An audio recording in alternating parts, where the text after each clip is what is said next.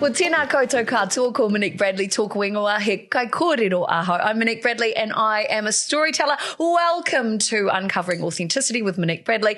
I am so excited that you're here with me today. I love doing this job. I love being able to help people tell their real stories, and that's what this podcast is all about. It's getting to know people behind the business, behind the brand, allowing them to take off those veils, those masks of who they sometimes have to show up and be, to allow the real them to get out there. And so you can connect with them and watch the magic or listen to the magic happen as we go through these chats. And today I am so excited to have this guest on the show. We met, it was one of those fortuitous moments on an aeroplane. We'd already been looking at each other in the Koru Lounge, and I'd checked out her fabulous clothing and her amazing jewellery and her amazing sneakers, and I thought, that's a lady with style, I need to talk to her. We end up sitting on the plane next door to each other. It was meant to be. And here she is in my studio. It's Tanya Osborne from Craig's Investment Partners. Woo! Thank you. How was that? Was that quite a good? That was okay. Yeah, I'm a very delicate flower when it comes to the openings of these podcasts. No, love the energy. Thank you. How funny was that? I know. I remember watching you, and you were wafting around the Koru Lounge, and I remember thinking, man, she's got style. We were both wearing black. But you had the most amazing sneakers on. I thought, man, this lady's got some charisma. She's got some personality. She's got style. She's somebody. And so then, having that moment of sitting next to each other. And then we find out we've been to the same events. We know the same people. Yeah. And we've got an event coming up later this year together as well. Yeah. What a small world. But Tanya, for people who don't know you and they don't know what you do, tell us, what's your story? What's the story? Start from the beginning. Right. Well, thank you for having me on. This is, it's great. As you say, it was one of those serendipitous moments, I think. And I loved, you had a hot pink cape on, and I was thinking exactly the same about you, actually. So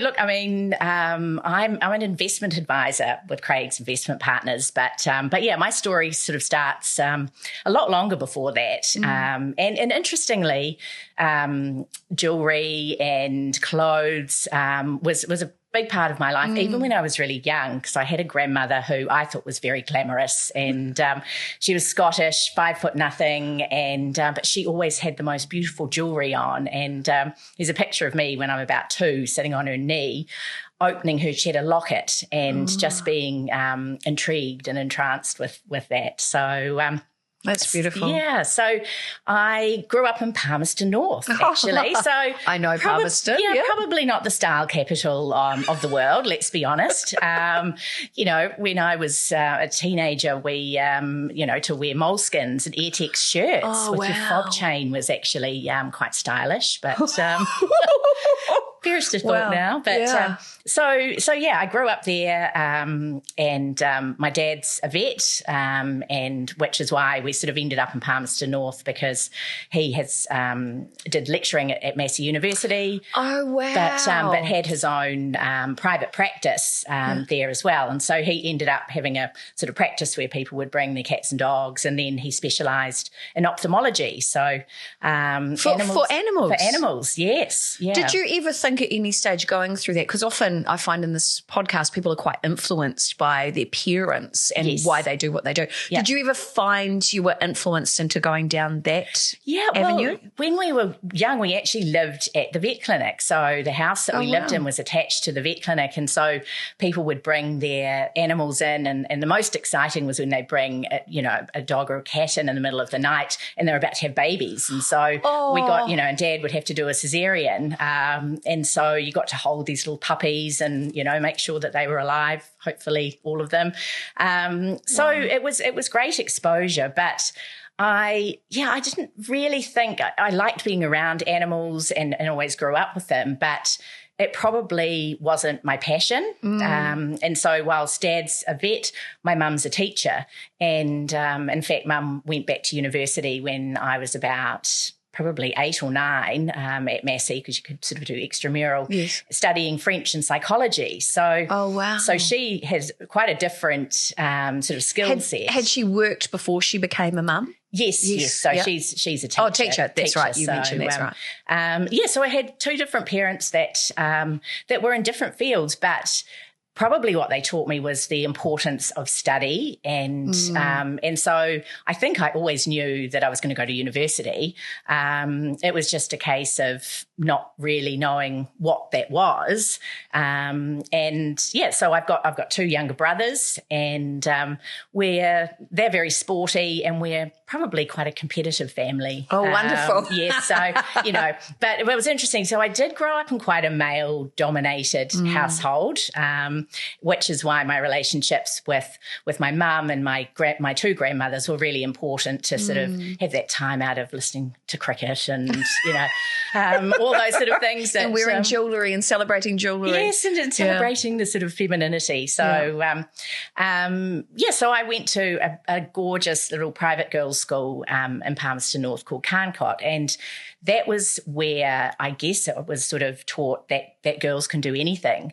Wow. And certainly my parents did instill that in me as well. So went to the school. There was only 100 pupils, and so just girls, and then ended up going to Palmerston North Girls High School. Enjoyed a great social life in Palmy. People always, you probably know everyone as well, right? You do, and it was safe back then, and so there was a good crew of us that all grew up together. But I kind of, going through high school, thought, no, I really do want to go to university, and I wanted to go to Otago because I'd heard about the Scarfies there and Dunedin and things, and so it had a reputation. Yeah, so I actually initially wanted to be a physiotherapist, and so I sort of looked into that. In fact, I wanted to be a physiotherapist for the All Blacks. If I'm honest, you got to dream big, right? Absolutely. But I guess the first thing was I was sort of strongly encouraged probably not to do that. So that was interesting because I was probably 14 or 15, and I suddenly thought, well, okay, if I'm going to university and if I'm going to have the support of my parents, I need to do something else. So wow. Were you quite conflicted by that? I think I was, but I think because I always did the right thing, I felt that I needed to do something different, or something that my parents approved of me doing. And not that there's anything wrong with physio, but no, physios are great. And the physio who works with the All Blacks is amazing. Yes, so and so, but it was just that Dad said, well, if you're a physio, that's all you can ever do. And so I think really it was coming from a place of, well, you can do something that is broader. So I'd always been good at English. I'd done a bit of speech and drama, yes, and that sort of thing growing up. And so I thought, well, maybe I'd do journalism. So that was an option. But I finally settled on law. Physiotherapist, journalism, law. I know, yeah. Wow. Yeah. I guess across all of them, there's a lot of communication that needs to happen. So yes, I'm seeing a common thread starting to appear. Yeah. So no, in fact, I think one of my speeches at school was something I can't live without, and that was on my subject was on talking. Always been a talker. So that's communication. Oh, that's beautiful. That makes my heart so happy. Yeah, I love that. So that was.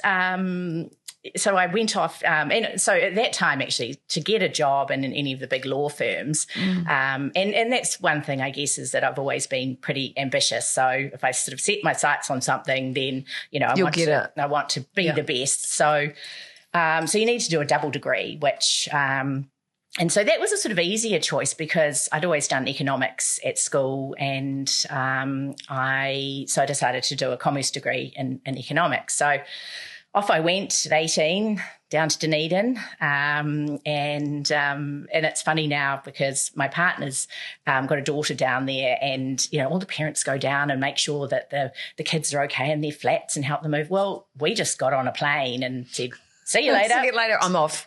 Yeah.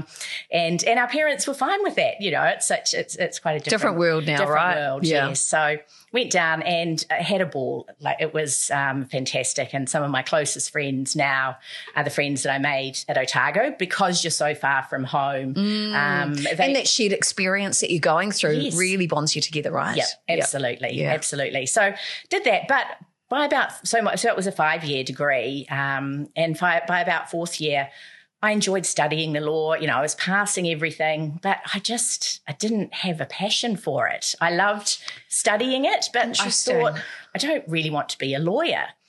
Even because you, like me, you like to talk, which is, I think, brilliant, because that is a life skill that everybody needs to develop. Even the thought of standing up in court and fighting for somebody, that didn't spin your wheels. Well, I think when you actually study criminal law, it's not quite like it's not as glamorous. It's not as glamorous as LA law. Or suits. No, it's not that. Okay. Yeah. So because that's what I was thinking.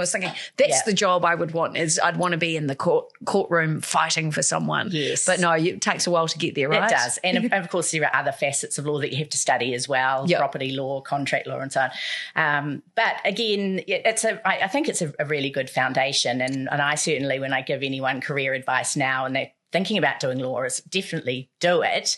But nobody back then 30 years ago said, oh, well, if you don't do law, you can do something else because, you kind of got pigeonholed into doing a particular career.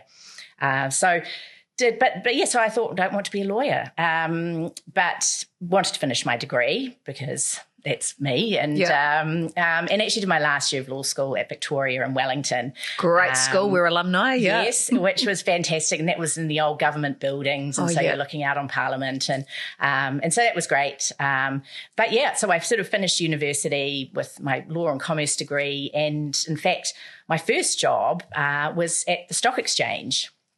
Wow. Yeah. So that's quite different from, I suppose it brings in that commerce side. And what were you doing when you started? So I was actually working in their legal team, and the stock exchange back then is quite different to how it is now. It was sort of owned by all the brokers, and but it was a fascinating time in the early 2000s. It was sort of the .com boom. So all these companies were listing that, tech companies that were sort of trying to make it big. And so I did that for a couple of years, and had some exposure to some fantastic people, and then did the old Kiwi rite of passage to London. So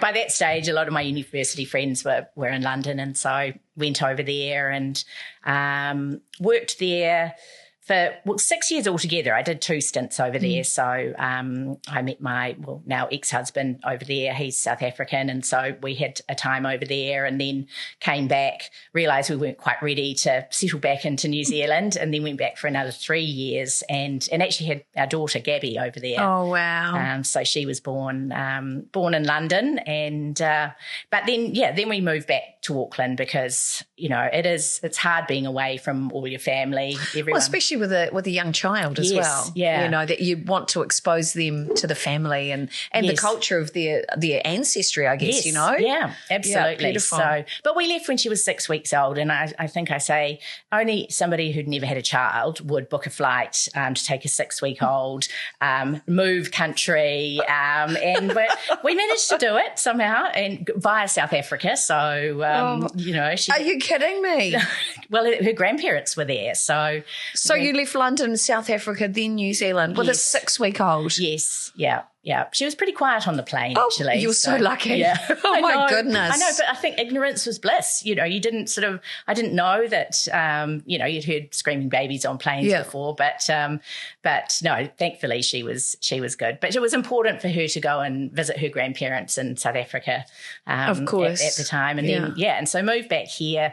Now, that was in the middle, she was born in 2008. So global financial crisis. Global financial crisis. So, having worked in legal and investment banking jobs in London, and which was fantastic for my career, coming home and, the world was the financial world was falling apart. Wow. I ended up having to, not having to take a job. I took a job probably earlier than I would have, having been on maternity leave, just because I wasn't sure that, I had quite a speciality in employment by doing compliance for sort of broking firms, which is what I've been doing in London. So, so that brought us back to Auckland. I just want to tap into compliance stuff. You are like me. You're an extrovert like me. And I when I think of compliance, I think of a lot of paperwork and a lot of crossing T's and dotting I's and things like that. How does somebody who is a people person deal with all that? How did you make that work? Because it's almost like two different parts of the brain. Well, it is. And I did struggle with that to a certain extent. Now, in London, you're part of big teams. So, my speciality was doing the compliance training for people. So, okay. Still people focused and giving advice. And so that was the bit from law that I really loved, was actually giving advice. And that's probably a thread that's gone right through my whole career in terms of what I do now. But and I think the business, so in compliance or legal, your clients are effectively the business. And so the feedback I'd always get was, you're very commercial and, you want to try and, so I viewed compliance as finding the way within the law and the regulations for the business to be able to do what they need to do. And so, yes, there are people in compliance who are very much detail focused and they like doing the monitoring and that sort of thing. I managed to sort of have other team members that did that. So good. And did all the, the sort of business facing side of things, which is sort of what brought me into overseeing a whole lot of investment advisors. So that's effectively making sure that the advice, so that the whole area around financial advice didn't used to be very well regulated in New Zealand. Oh, right. Yes. And, even the stock exchange, we used to be called the Wild West. And so, if you talk to anyone about 1987, there were a lot of companies that were listed that were probably doing the right thing. But they weren't. Probably. Yeah. Probably. And lost a lot of people money. But wow. So the regulatory environment around the financial services sector has evolved a lot in the sort of 25 years that I've been involved in it. So my role was overseeing these brokers and investment advisors, making sure that if somebody was investing money with them, that they were giving them the right advice. And so around that time, I'd had some issues with fertility. I'd had, unfortunately, an ectopic pregnancy, which meant that I wasn't able to have any more children. And so that was sort of quite a stressful time, and stressful on my marriage. And so at that point, I thought, am I really loving what I'm doing? I'd been doing legal and compliance for about 14 years. My daughter was probably about 4 or 5 at that stage. And so I was overseeing the advice that these advisors were doing. And I thought, well, actually, if I look at my values and what I enjoy, giving advice. And so I essentially, in my kind of mid to late 30s, retrained to become an investment advisor. Wow. It's so interesting. Often when I'm talking to people on these podcasts as well, often it's that when they change into doing what is much more in alignment with their values, or is their why or their purpose, it is often because of that wake-up moment in their life where they go, what the heck am I doing? Yes. Yeah. Those realizations. And there's a vast range of those wake-up moments. Absolutely. I remember mine was when I was sitting watching the Ellen DeGeneres show, and there were these 2 little girls on the show called Rosie and Sophia. Thanks, Pete. Sophia Grace and Rosie. Yeah. And this little girl, Sophia Grace, she had long dark hair, curly hair like I used to have. Yeah. And she was full of joy and she was like this all the time. And I just thought, oh my goodness, she is so amazing. Yeah. I used to be like her. And then I went, where have I gone? Yeah. And I think these moments in our lives, and yours is, significant. I can't even imagine what you went through with the ectopic pregnancy. I hope I said that correctly. Yes. Because it's physical and it's hormonal and it's emotional. Yes. Yeah. And that's a lot to deal with. And I think for somebody who had been so used to achieving and being a driver and being successful, here was something that actually my body had failed at, and so Wow. there was a lot of processing that went through that, and a lot of that unfortunately led to the end of my marriage, because that was quite So much pressure. And I mean, I've got this beautiful daughter Gabby, who is 16 now, and actually I now realise that she is a miracle child, because I didn't realise at the time of having her that I wouldn't be able to have any more.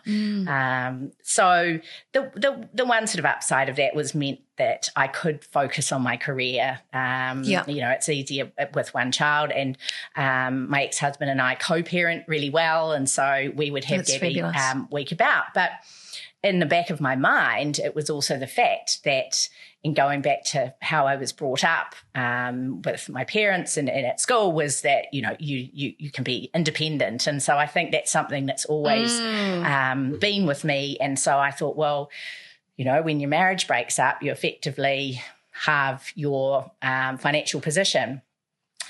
So I had to think about how I was going to support myself and Gabby.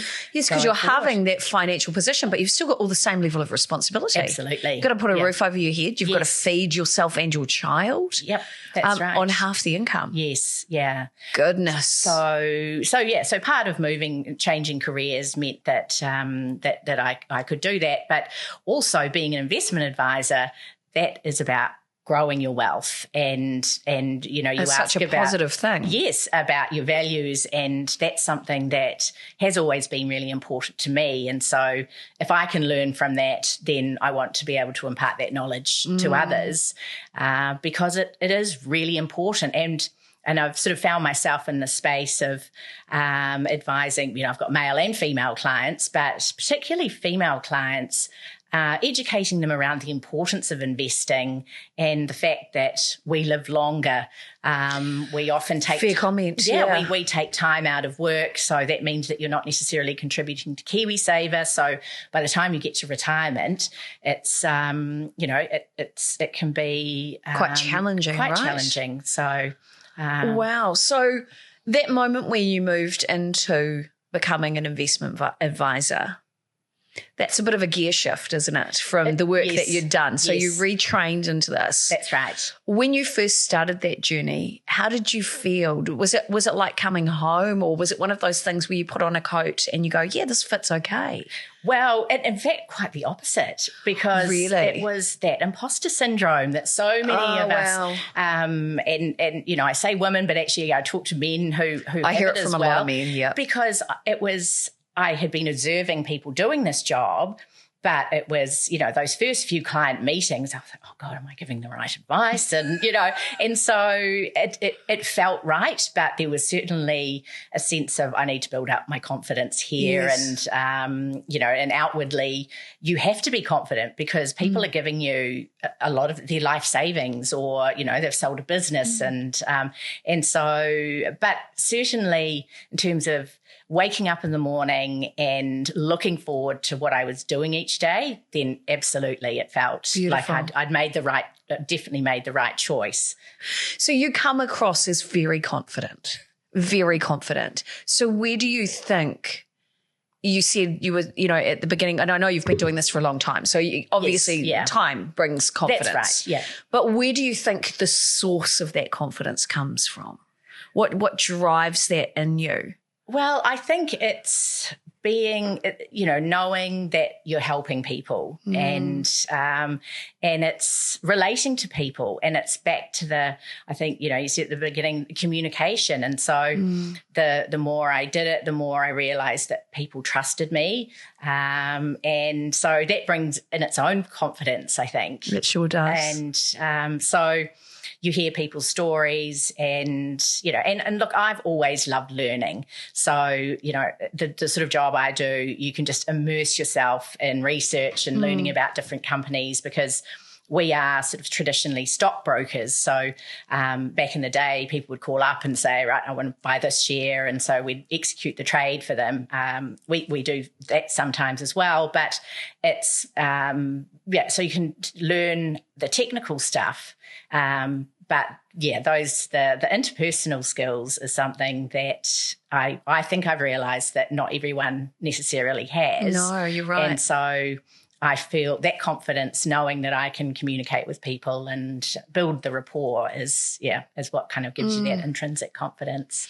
Do you think 6-year-old you would have thought you were here now, where you are? I'm not sure. I mean, I guess I used to always used to love playing banker, actually. So I always would steal the Monopoly money out of the Monopoly game and play my room. Because I was the only girl, my brothers were sort of out playing sport. I did a lot of, playing in my room and so, but I'm not sure. I mean, it sounds like a connection, a natural connection. It wasn't, you say about being around animals and wanting to be a vet. It's sort of because it's not something that anyone in my family has ever done. I've got family who are in business and done various things. But it was, I mean, even studying economics in third form, I was like, I quite enjoy this. You get it. You get the system of it. Yes, yeah. So that's so interesting. Yeah. Because I think back to 6-year-old me, and I remember standing in the kitchen, looking in the kitchen window, particularly at night, because I loved it because I could see my reflection. And the window was my TV camera. Wow. And I would pretend I'd do my own cooking show. I'd make scones and I'd pretend to be Alison Holst. Oh, yes, yeah. And it's just, and I remember that. And so often, I'll ask different people if I'm doing different work with them, who was 6-year-old you? Is there a connection? Is there a story in there? So, usually at that age, before we tend to form too much around our identity and our brainwave changes, we actually already kind of know. Yes. Yeah. So if that's what you were drawn to was wealth and money, it kind of makes a little bit of sense. There's a bit of a common thread there too. Yes. So talking and money. Yeah. Beautiful. And that's effectively what you do now. That's now. what I do now. And that's why so cool. I love it. And look, I mean, it's a real privilege. And I say this to clients, it's a real privilege to look after their money and help them meet their goals. And there's nothing better than being able to manage a portfolio for clients and they call up and say, oh, I need some money out for a holiday or a cruise. And you can do that. See, I don't know much about your world at all. Oh, so great. I always thought if you put money into something like that, well, it's stuck in there for however long. Yeah. You do have the freedom to get it out. Absolutely. Well, that's the brilliance. That's the brilliance of how we manage them, because we're investing directly in the stock market. You can have your money out within 2 or 3 days. Now, the fact is that investing is a long-term sort of thing. And, with KiwiSaver, that's why it's locked up till you're 65, unless you want to use it to buy a house. But no, so for our retired clients, we run a portfolio. They will get they can get a monthly income to supplement New Zealand super, or pull money out if they need a new car or want to renovate the kitchen.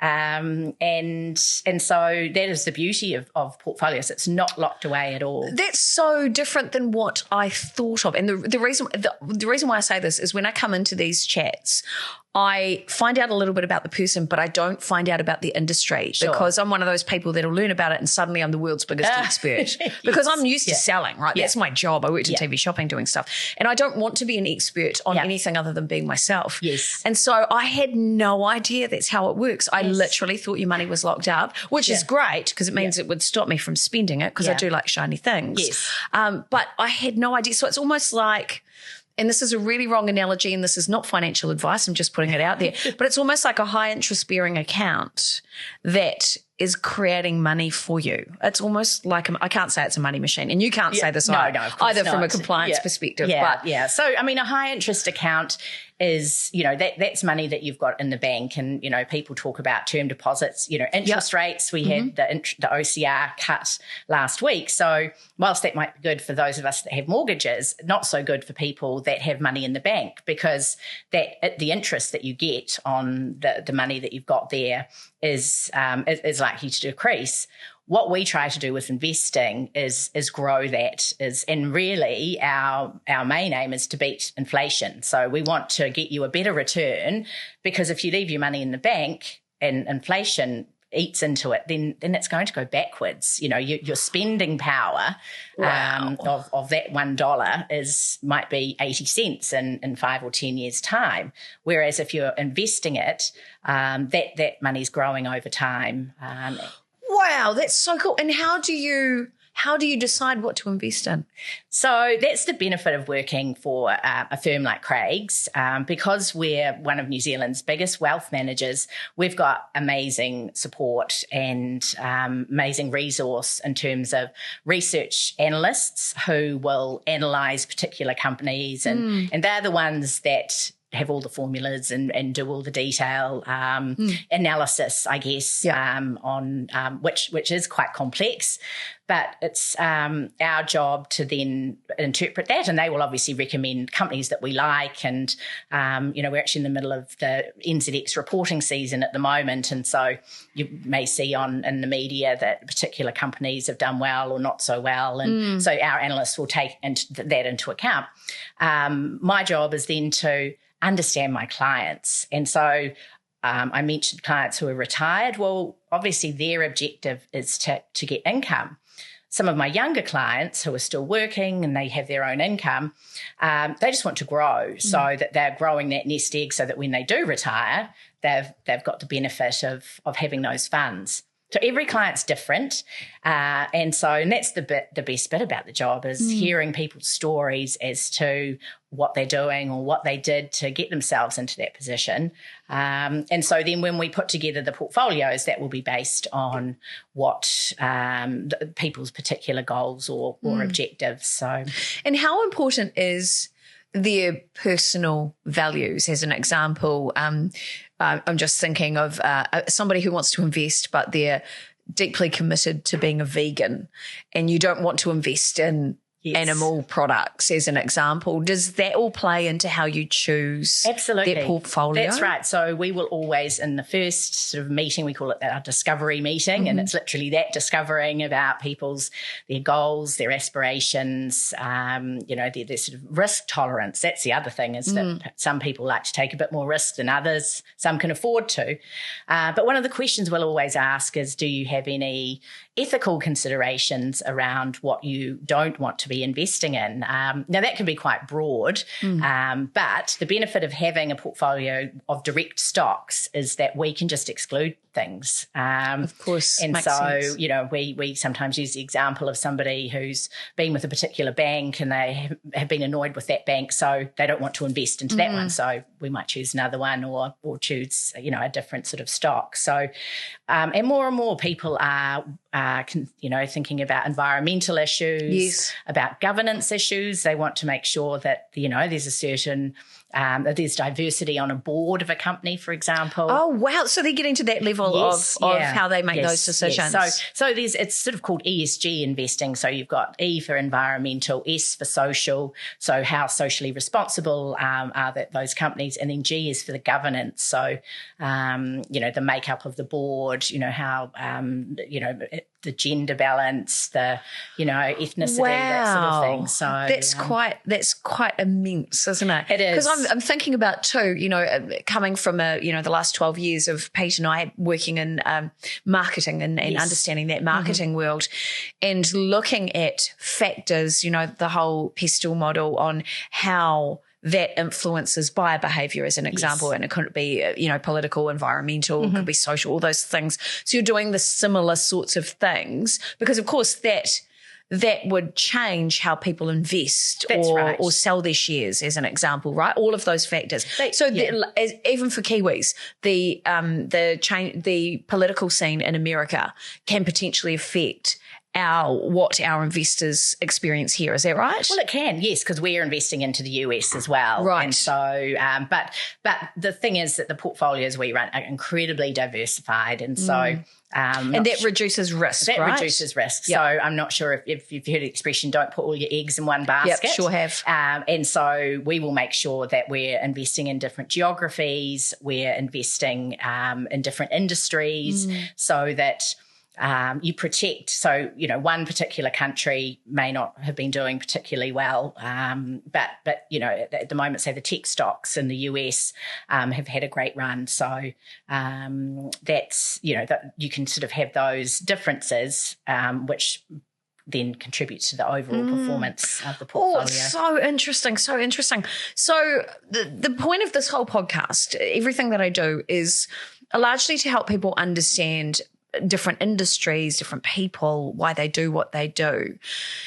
But also because I believe that every single person that I interview, through their life experience, their lived experience, their work experience, gathers some sort of wisdom from what they do.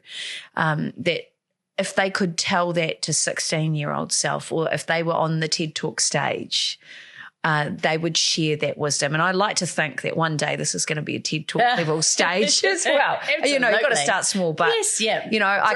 Dream big. That's it. I can't yell the loudest, but I can set lots of whispers out there. Indeed. So what do you think if you were wanting to advise a friend, or not? I'm not going to use the word advice, because that opens up a kettle of worms, or can of worms.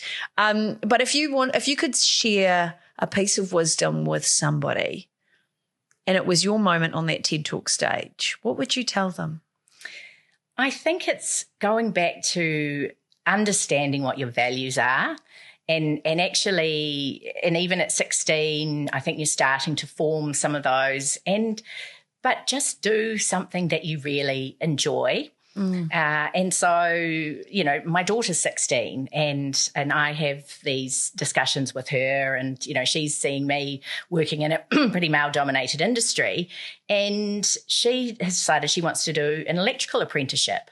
That's so cool. And because she's really practical and she loves it. And I think, good on you, because you're doing, and I'm trying not to be tiger mother, which in fact I'm not, I've let her sort of choose her own path, which has been really important. And I wish I'd done the same, because, I have done different things, and I don't regret any of the path that I did take, because I have learned a lot. But I think I probably would have got a lot of better career satisfaction if I'd started off doing something I was really passionate about and sort of sat with my own values. But you're here now. I'm here now, yes.